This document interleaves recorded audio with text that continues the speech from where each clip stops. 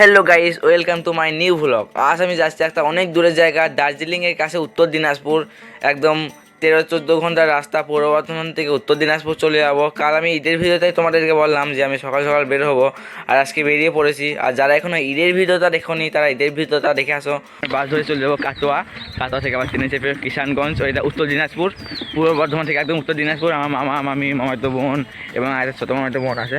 সকালে মিলে চলে যাবো। খুবই মজা হবে। তোমার ভিডিও দেখো, প্রত্যেকদিন একটা করে লং ভিডিও আপলোড দেবো। আর ঈদের ভিডিওটা যারা এখন দেখুন তারা দেখেছো। আমরা এখানে প্রায় 40 মিনিট বাসের জন্য অপেক্ষা করছি। ফাইনালি এবার বাসে চলে এসেছে অনেকটা দূরে। এবার আমি বাসে চেপে পড়লাম। বাসে প্রচণ্ড পরিমাণে ভিড় রয়েছে, ঠিক মতো পা ফেলার জায়গা নাই। বসাটা দূরে কথা, সম্পূর্ণ রাস্তায় আমাকে দাঁড়িয়ে যেতে হবে। একদম আমাদের বাস স্ট্যান্ড থেকে কাটোয়া পর্যন্ত 1 ঘন্টা কি 1 ঘন্টা 20 মিনিট ওরকম রাস্তা। এবার আমাদের চলে এলো কাটোয়ার অজয় নদী। এইখানে পানিটা খুবই কম রয়েছে, চারিপাশে ধান লাগানো রয়েছে এবং মাঝে সরু করে কেলিনের মতো পানি যাচ্ছে। চলো তোমাদেরকে একটি সিনেমাটিক শটে দেখাই।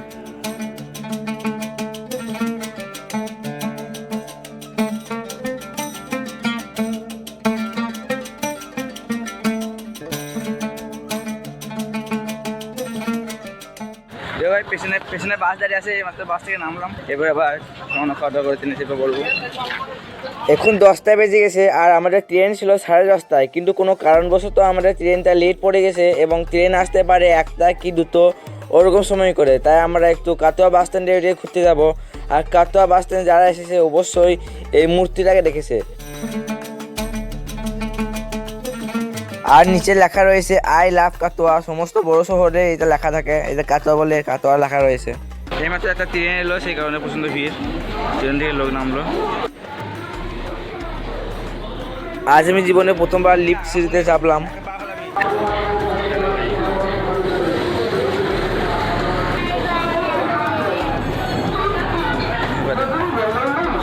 এটা কাটোয়া স্টেশনে দাঁড়িয়েছিল ট্রেনটা। আমি ভাবলাম চার্জার ট্রেন দিয়ে ফোন এখানে চার্জ দিয়ে নেবো। এদিকে এখানে টিভি চলছে, ফ্রি এখানে টিভি দেখে নিই।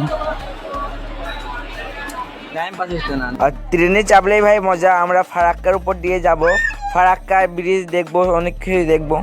অনেক অপেক্ষার পর ফাইনালি আমাদের ট্রেনটা চলে এলো। ট্রেনে উঠে বসলাম এবং আমি ঠিক গেটের পাশে বসেছি। সুন্দর ভিউ দেখতে দেখতে যাবো। আসল উদ্দেশ্য আমার ভিউ দেখা নয়, তোমাদেরকে দেখানো। তোমরা শুধুমাত্র ভিডিও দেখতে লাইক করে দাও। সামনে আসছে আবার ফারাক্কার ব্রিজ, তোমাদেরকে অনেক কিছু দেখাবো। আর ফারাক্কার ব্রিজটা আমি সম্পূর্ণ 2-3 মিনিট যাই লাগবে সম্পূর্ণ তোমাদেরকে দেখাবো।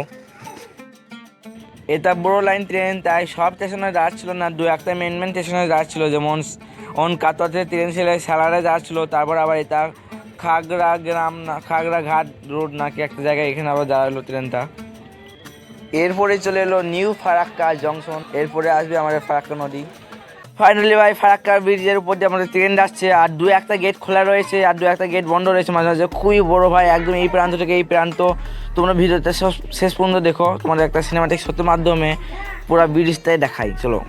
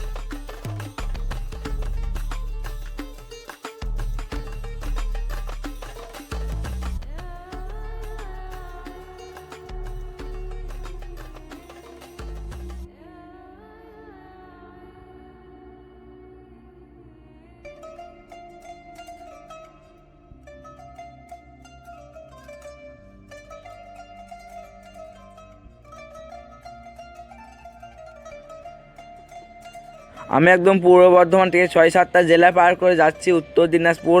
আর মাঝে অনেকগুলো জেলা পড়ছে। তাই এখন আমরা এসেছি মালদাতে। আর কত বড় আমের বাগান দেখো, মালদাতে শুধু আম আর আমই রয়েছে। তাই অর্ধেক বাগান পার হওয়ার পরে আমি ক্যামেরা অন করলাম। তোমরা শুধু দেখতেই থাকো কত বড় আমের বাগান দেখো।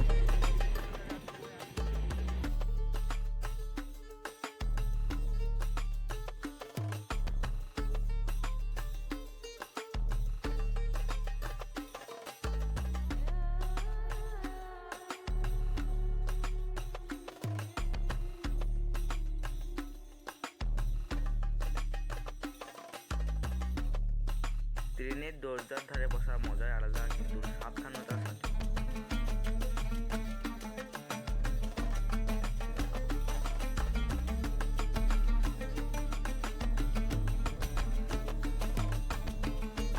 এখন রাত 8টা বেজে গেছে। ফাইনাল আমরা কিষানগঞ্জ রেল স্টেশনে নামলাম। এবার হেঁটে যাচ্ছি, প্ল্যাটফর্ম থেকে হাই রোডে যেতে হবে, তাই এখানে লিফটের ব্যবস্থা রয়েছে, হাঁটতে হবে না সম্পূর্ণ।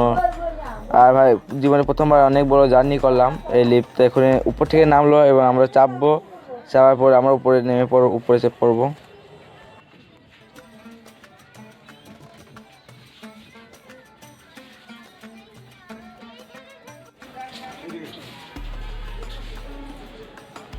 ফাইনালি ভাই পৌঁছে গেলাম বাড়ি। এখন রাত 9টা বেজে গেছে। আজকের এই ভিডিওটা আমার কাছে খুবই স্পেশাল, কারণ এই ভিডিওতে আজকে আমি জীবনের অনেক জিনিসই প্রথম করলাম। যেমন জীবনে প্রথমবার লিফটে চাপলাম এবং জীবনে প্রথমবার এত বড় ট্রেন জার্নি করলাম প্রায় 13 ঘন্টার মতো। এই দিনটা আমার সারা জীবন মনে থাকবে, এবং মনে না থাকলেও এই ভিডিও আমাকে মনে পাঠিয়ে দেবে। আর একটা কথা, আমি প্রত্যেক ভিডিও শেষ করার আগে একটা ভুল করে দিই, কিন্তু সেই ভুলটা আজকে করবো না। প্রত্যেকদিন বলে যে ভিডিও শেষ, সেটা আজকে বলবো না। আজকে ডাইরেক্ট ভিডিও শেষ হয়ে যাবে। শেষ।